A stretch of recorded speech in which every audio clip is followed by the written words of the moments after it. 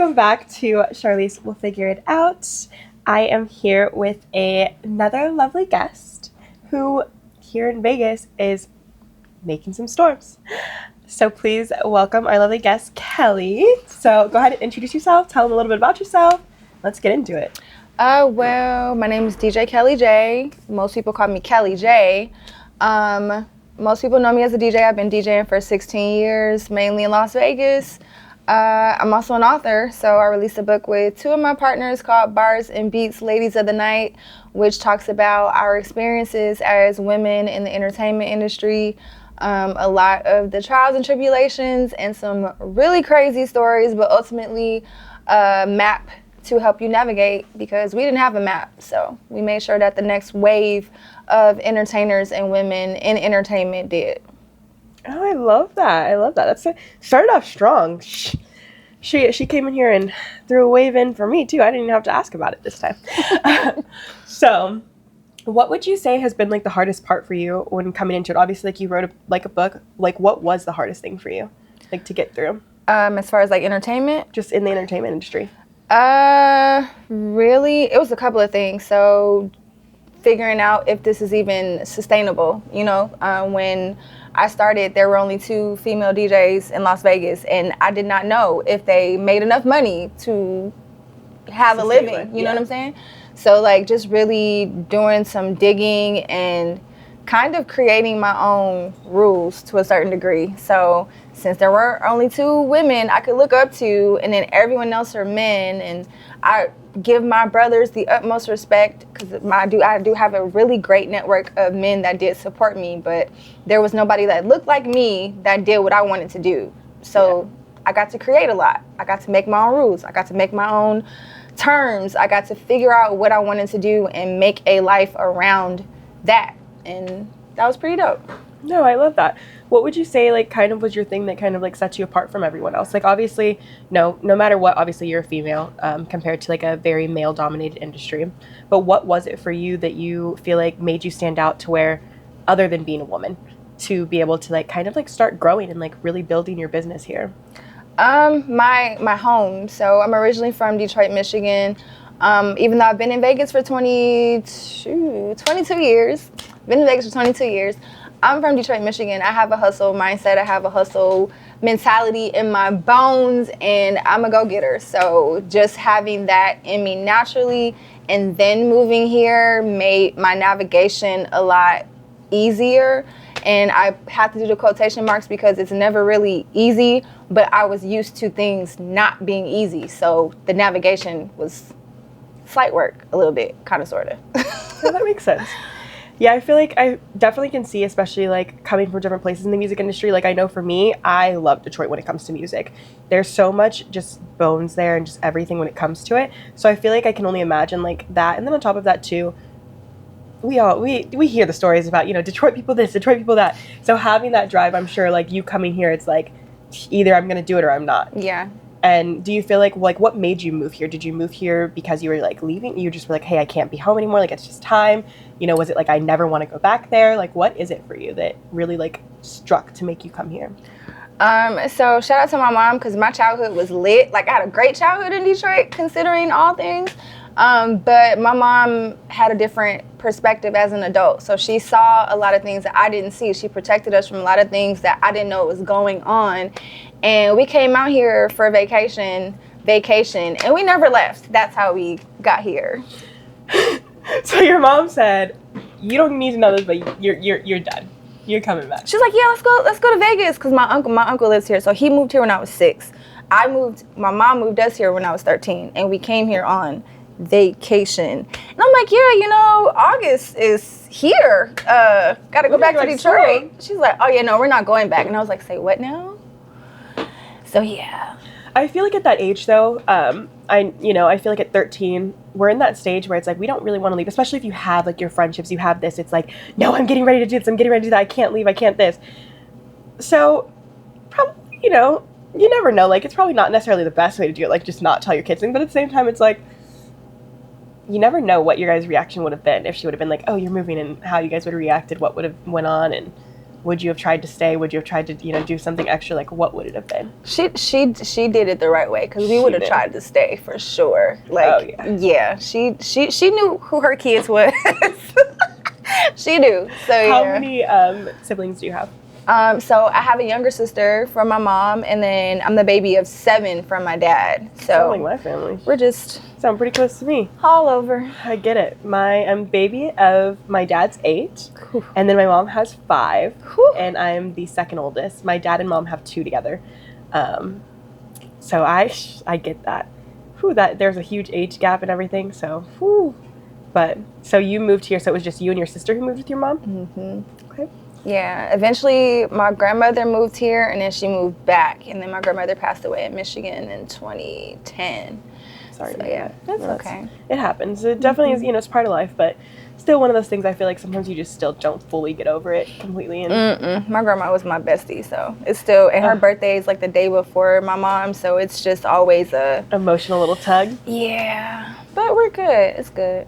Do you feel like you're glad that you came here now? Like, do you feel like it was, you're happy? Like, what do you feel like you would have been doing if you would have stayed in Detroit? I probably would have continued with the medical field. Like, honestly, a couple of things happened when I moved to Vegas. I missed Detroit so much that anything that reminded me of Detroit was something I clung to. And I had an internship at a radio station here in Las Vegas at 88.1. That radio station reminded me of the radio station in Detroit. And I was like, you know what? I just want to be here, and I just want to help people this way, and I just want to do this. And I stuck with it, and that's how I became a DJ. I've been DJing for 16 years now. So I think me living in Detroit, but leaving Detroit and finding something that related to my love for the city and how I could help people, it just kind of all brought it all together for me as a DJ.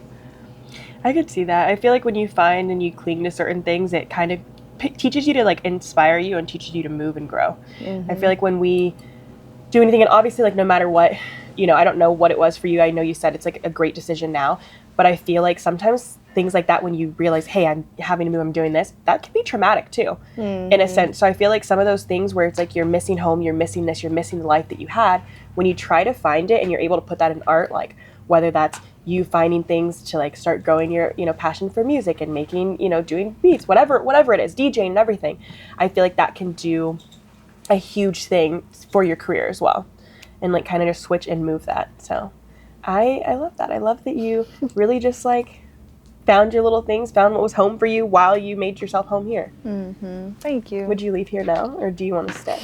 No. So I have a little one now. I have a daughter, and she's like the Vegas princess. Like if we ever leave, it'll probably be to Atlanta because of my godmother, but I don't see us permanently leaving Vegas. Like, she's the famous one here, so I'm just like, I don't even know if I want to do that to her. Like, this is her home. It's my home now, but it's really her home. So she's 7. 7? Oh yeah, that I feel like that's when you start getting like, I feel like we all have like our our moods, our attitude, who we are, like we're starting to build it. But I feel like at 7, any 7-year-old girl that I've met, they make you question your own sanity. Mm-hmm. So is that what we're doing now? You know what? No questions asked. Let's just go with it and do it. Don't let them be cute. You'll be like, I was gonna be mad, but it's okay. You can have it. Fine. You can take it. Bye. Yeah.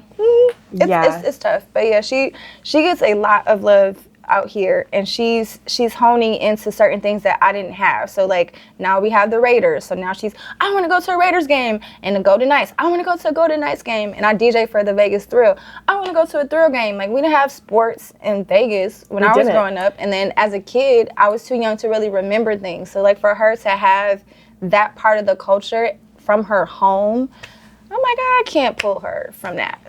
I feel like now, and that's one thing I think people fail to realize about Vegas, is Vegas wasn't always like very home-like. Like there was a reason that people were like, this isn't a place for kids, you know, this isn't a place to raise kids. And I feel like now with everything happening in Vegas, it's starting to bring it in to where it's like, it's more understandable for you to keep your kids here, to raise your kids here. Kids are now, like you have your sports teams now. We're starting to grow different things. We're starting to do more children activities too, like opening different things for kids. Whether that's in casinos too, like inside of some of the casinos, they're starting to put more things that are like family friendly or shows that are family friendly. So I think it's one of those things now where it's like, okay, if this is like home and if it's home for you too, it's like, there's nothing wrong with raising your kids in somewhere where they see it as home, you see it as home, and go from there and figure out like what's next for you. Yeah, I know which streets not to take her on, but yeah, this is her home for now. You know, there's streets like that in there's streets like that I feel like drive everywhere. down. That's everywhere you go. You can go to any city and you're gonna get that. Vegas is OD. You know, we have the billboards, and that's what I'm saying. Like, I don't want her seeing somebody's backside on the way to school. You know, it's certain things you just got to keep in the back of your mind. We are in Las Vegas, so. I feel like sometimes I do think, like, this could be, you know, you may not have the same, you know, opinion of this, but for me, I feel like that's also a good thing because it also, I think Vegas teaches us that especially when you're raising girls, that it's okay for you to, you know, live your life certain ways, do certain things, and whether you're wearing clothes, whatever it is, it also shows a different sign of respect, I feel like, for women. We have a lot of things where, of course, like, people, you know, treat women a certain way, like, oh, you're dressed like this. No matter where you go, I feel like that's just one of the things that's got to happen. Yeah. But I think that with Vegas being so open and free, it's like there's a lot of these women who, you know, are showgirls, whatever it is, and most people would be like, I would never let my kids see this, be around this, or whatever. But at the same time, here in Vegas, as you get older, you look at women, you look at different things in a different way, and everything's not as sexualized, I feel like, for us. In a sense of, like, when you grow up here, and you realize, like, oh, you know, this is normal. As opposed to other places where everything is so sexualized. You can become numb to it, too, and I don't want that to happen to my daughter either. Oh, for sure. There's a thin line to tread, but yeah. There's everything we become numb to a lot of stuff here in Vegas, you know. Mm-hmm. There's some people who now it's like, oh, drugs are normal, this is normal, this is normal. Let's be real. We all know none of it's normal. Mm-hmm. At all.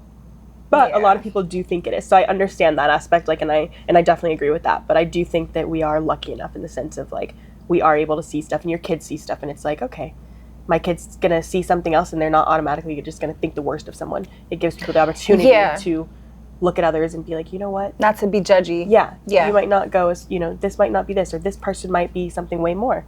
Because all their friends, family, everyone around them, you know, a lot of people, not everyone obviously, but the people who are surrounding them, they're seeing different things. They're seeing people who one day are at church with them, the next day are working in clubs and stuff. Oh yeah, because of my job, my daughter sees duality. So we'll be at church one day and she'll be with me at brunch, or she'll be with me at a community event, or she'll be with me at a volleyball game, or like she knows duality. And I do appreciate that she's able to see that at a young age. So yeah, I agree for sure. Sometimes I get it though.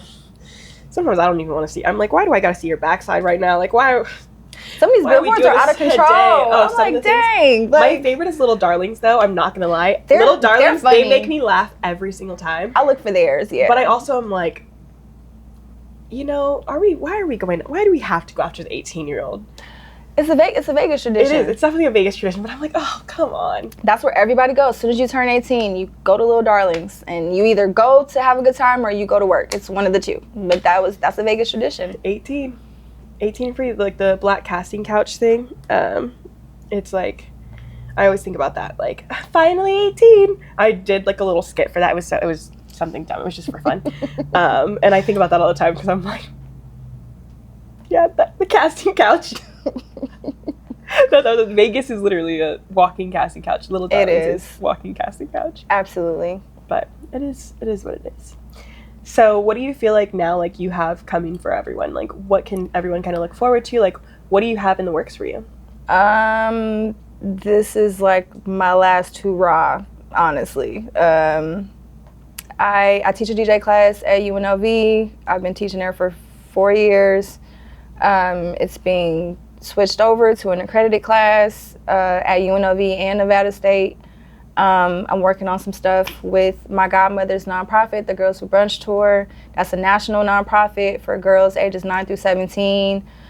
We out. We're leaving. Like, we're out of the country. Like, we're peace. We about to be out. We about to be outside. So just really closing a lot of these last couple of gaps in my story. Pushing the book, releasing the kids' version of the book, coloring book for the book, working with the nonprofit, expanding the DJ class, and just making sure like the next wave of DJs really understand the culture and have fun and don't have half as many hurdles as I did.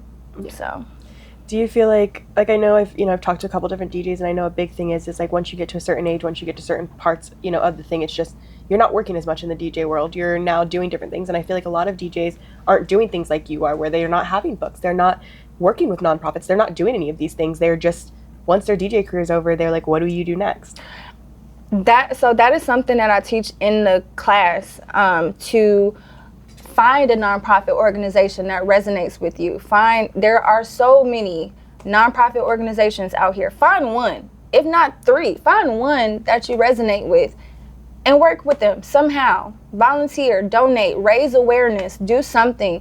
And you don't even really know what comes out of that. Like working with the Girls Who Brunch Tour, I had no idea I would be the national director. I just wanted to support them somehow. And now I support them on a national scale. Like you never really know what comes out of your service, but you've got to find a way to service your community. DJing is fun, it's great, but there's an extremely huge percentage of that negatively impacts the community. So you have to balance that out if you're going to continue to do that. You can't just go all the way in and negatively impact your community. You have to find a positive way to give back to your community. Otherwise, you're going to get lost. A lot of DJs get lost in drugs and other vices. Partying, like you're going to get lost. You got to have that balance. And I try to make sure my students understand that. Like I tell everybody, come take the class, because it's not just irrit. Like we're going to learn the culture, and you're going to learn a different perspective to DJing that has nothing or very little to do with actually DJing. You're going to learn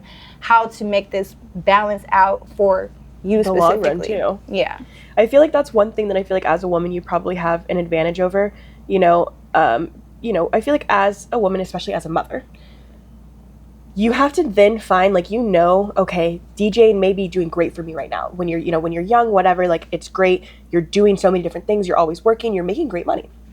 But I feel like at certain points in people's careers, when it comes to anything in the entertainment world in general, if you can't stay relevant, if you can't stay this, you're not making money anymore. Absolutely. So it's like finding those ways to do it. And as a woman, I feel like and especially again as a mother, you're now like, hey, it's not just me that I have to worry about. I have to figure out how I can make this work longevity for my child, for me, for my home, for everything else. Where I think sometimes, with men, they tend to get lost in, the sauce of like, oh, I have all these women coming at me. I have this, I have that right now. I have all this money, I'm going to stay popping forever. Just wait. Let them get old. It doesn't let them get old and let them get sick and see how many of them girls gonna still be there. That, or when the music styles start changing and they're not keeping up with the music, they're like, no, I like this type of music. Okay, well, the world wants to hear this instead. So we're dealing with that now. We have a generation of DJs that refuse to adapt the new music, and most of them are men. So people were hesitant about the female DJs coming in because, we're prettier, we look good, and we know how to DJ, but we're also more open. We're way more open, and that's why a lot of these guys are losing their jobs. So as a DJ now, like I did have to adapt to certain things when I had my daughter. Like I do hardly any nightlife. I don't do a lot of nightlife anymore. As soon as I had her, I was like, yo, like I gotta get home. I breastfed her till she was 2.5. Like I can't drink.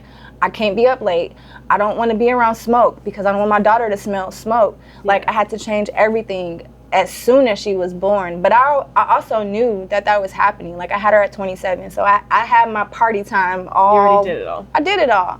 But I was open to change. So DJs or entertainers in any element, men, women, whatever, they got to be open to change. And honestly, they need to study the culture because a lot of elements of the culture repeat. So if you don't know, oh, well, we had this sound in the 80s and this song was sampled 30 times. I don't know why people like this song, but I'm not going to play it because it's not cool. And you didn't do your research and the song's popping. Now you're going to be the old head that people are looking at sideways. Like, why didn't you support this song? Like, you have to know the culture and you have to be open to new stuff. Because it might not be new. It might just be recycled, Yeah, that makes sense completely. And I definitely can see how that can be like a, strength like for you specifically and for as a woman. And especially in a world of, again, DJs who are not doing what they need to and who are not growing where they need to grow. So it's like you're doing it and you're handling it the way that you need to. So I feel like trying my best, girl. That's all you can. I always tell people, like, the only thing you can do is try your best and, like, work as hard as you can. And if you're not doing that, like, that's one thing, but, like, just do what you need to and do what you can to get to where you need to go.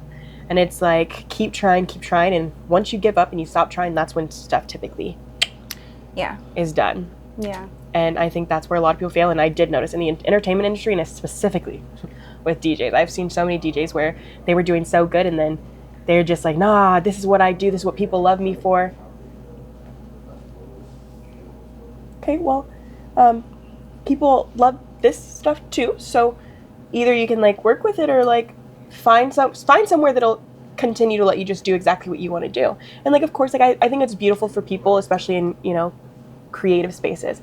Have your touch, have what you enjoy doing, have what you like, but you don't have to turn everything into it's my way or the highway. Things adapt, things change, especially in the entertainment industry. DJing also is a service occupation, so I think a lot of DJs mess up thinking that it's about them. It's not about you at all. It's about the event. Job is to make sure that they are happy, whether it's the client or the crowd or both. You don't get to play what you want. You got to play what they want. That's what they booked you for. Yeah, I've had one of my good friends was telling me about, some of his DJ stuff, and he's like, one of the hardest things, he goes, for me to learn previously was the fact, he goes, I would be somewhere, he goes, and I'm so used to playing this music and people love it. This is why I got booked, whatever. But I'm noticing the crowd's not enjoying this. He's like, but I noticed they would enjoy certain songs. He's like, man, I had a whole set I had to do. He's like, I changed the whole thing. He's like, I changed it mid-thing. He's like, I had to figure out how to adapt to give these people exactly what they wanted in this space. And I feel like that's one of those things that so many people have to figure out how to do. Mm-hmm. Like, what's next? Like, what do you do next? Like, that's a lot in general. It comes, the signs come in waves, and you kind of get signals. Like, you'll get little hints, like, oh, this spark inside of me happened when I did this, or dang, this person is really helpful and this person mentioned this, or oh, these people are tight, I want to be around them all the time. Like, you get little signs that kind of help you navigate. So you really just got to be open to the signs. That makes sense completely. Mm-hmm. Do you feel like it gets annoying? Like, I'm sure you get told all the time, oh, you're going to be the DJ, like when you're in the car rides or when you're hanging out with your friends and you're like, dang, I don't want to DJ right now. I tell them I'm off the clock. Oh, yeah. I'll be in the passenger seat. I'll make sure we don't crash into nothing. But I'm off the clock. I'm not the DJ right now. Like that, I'm not DJing right now. Mm-hmm. I feel like that's one of the things we have. Like I said, I'm in a lot of entertainment spaces, and I always laugh. Like my friends who do are DJs. That's typically their thing. They're like, They're like, no, and y'all ain't gonna keep asking me to do this. Mm-hmm. No. Because I guarantee you, we don't listen to the same stuff. Most DJs do not listen to popular music. We don't listen to none of the stuff that everybody else listens to. No. I feel like you're so in tune with so many different, like, musical things, and you're like, hey, like, whoa, how did they make this? And it's also, too, at that point, it becomes like that, I feel like a brain switches, where you're like, oh, let me think, how did they create this? Or what was this? Or what was that? Did you hear this part of that? And it's like playing it back and doing different things. I've been around some of my friends who are DJs, and I'm like, if you play this same song one more time. And I tell people that all the time too. Like, my work ear and my personal ear are still ears that you probably don't match yours. My work ear means I have to listen to this song 30 times to see what other songs to mix it with. My personal ear, like you just said, oh, this beat was dope, or how did they put this arrangement together, or oh my God, the vocals were like amazing. Like, I'm listening for that. Yeah. So no, I don't want to hear any of the other songs that you want to hear, and I definitely don't want to do not talk to me over music. Don't talk to me. Don't. I'm gonna turn the music down so we can talk, but don't talk to me over music. Both of my ears, my personal ear and my work ear, are trained to listen to the music. So why would you try to talk to me? You're like, I can't focus. I can't focus. I can't. It's so bad. And my daughter gets it too. So like, my daughter would be like, Mommy, can you turn the music down so I can talk? I'm like, okay.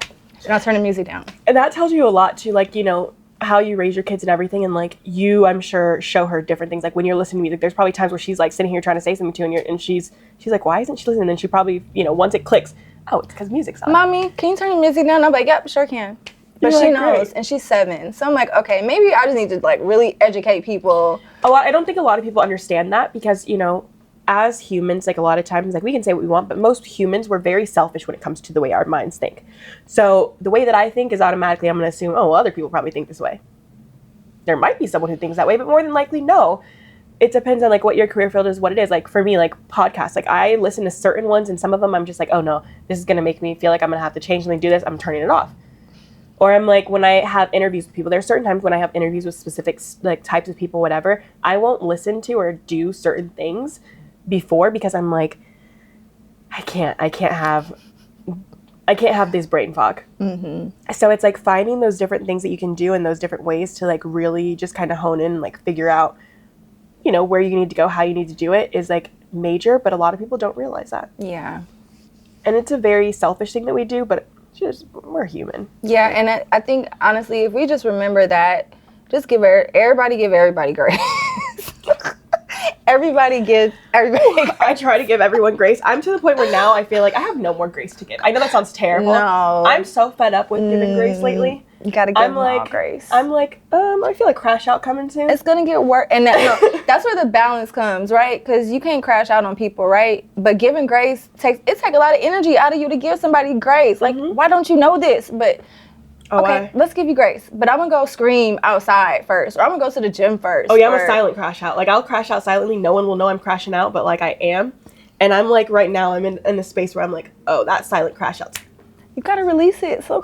Oh, I definitely release it. Okay. I've been releasing it. The problem is just like, you know, sometimes it just builds up. You can't let it build up. No, but I release it. But then it like, once it gets there, all the old emotions that I let go of come right back. And now I'm like, okay, crash out time. Yeah. But honestly, good crash out every now and then is okay. I don't do anything to harm people. Okay. Yeah. You know? Okay. But I always laugh about it because I've literally been telling everyone today, I'm like, I feel a silent crash out coming. I'm like, I'm not giving no one else grace. And then you're over here talking about give people grace. And I'm like twitching my eyes secretly in my head. It gets worse. It does, for sure. So you have to give people grace. I think the more we practice it, the easier it gets. But a good crash out every now and then is okay too. It's okay. Yeah. I say that, but I'm very much like a grace giver. Like, I try to be very understanding with other people. I try to give just people love. I just feel like we all kind of need it. Mm-hmm. And like, I know that there's moments like even now that I'm sure there's times where people want to crash out on me or people want to react certain ways to me. And I may not even just realize that I'm doing or saying something. So I'm definitely like, I'm very understanding when it comes to stuff like that. So like, I get it, but I don't want to give you grace for the way I think. Just think how I think today. Girl. Think how I think. Girl. But it's like one of those things where it's just like, it is what it is. Yeah. What would you say? Take it one day at a time. What are you going to say? I would say, what's something that you're most proud of, like, with your career? Like, what is the main thing, like, you're most proud of? From anything, from music, like, all of your music stuff, from, like, entertainment stuff, to your book, like, to all of your nonprofit. Like, what are you most, like, proud of? Honestly, I'm most proud of my daughter. Like, that child. Such a mom thing to say. It's hilarious. Like, she's gorgeous, and she's smart, and she's goofy. But she's very empathetic. Like if she's around somebody and somebody's sad, she'll be like, "Are you okay?" Or like she picks up on energy very well. And as a kid that did not have like emotional stability, I am so happy that she does. Like even like our situation isn't the greatest. Like I'm a single mom, but she. And honestly, I think it's because of her grandmother and her godmother. Like, I still have a village. And because of that village, like, she is an emotionally balanced kid. So she's going to be an emotionally balanced adult. Of course. And even working in the industry that I work in and my schedule is different, she's okay. And I'm like, you know what? I did something great there. So I think that's beautiful. I think sometimes we fail to realize that your children are part of your career. Mm-hmm. It's part of what you're doing and part of the things that you're trying to, you know, create. And I think that's beautiful. Like when someone can like say, hey, through everything with my career, like I'm still doing this. I still did that. And it's like, too, I know you said, you know, she goes with you to work sometimes, like everything else. That's going to show her so many different things and so much of a drive, like from you as her mother. And it's beautiful when you're going to see it all continuing to connect, because obviously it's already connecting. You're, you know, saying all these wonderful things about your kid, and like we all think wonderfully when it's, you know, our kid or whatever it is, but at the same time, like you're seeing it, and as you continue to see those changes and those growth, like that's beautiful. All right, guys, honestly, normally I say some stuff, but really she hit it. I needed to hear that. So focus on yourself today. Focus on yourself every day. Do what's best for you. be happy, and like I always say, do what's going to make you feel good. Live your life. But for now, you guys can, of course, follow me on Instagram at @Charlese, and obviously follow the podcast page if you're not at Charlese will figure it out. Yeah, love you guys. See you later. We will talk soon.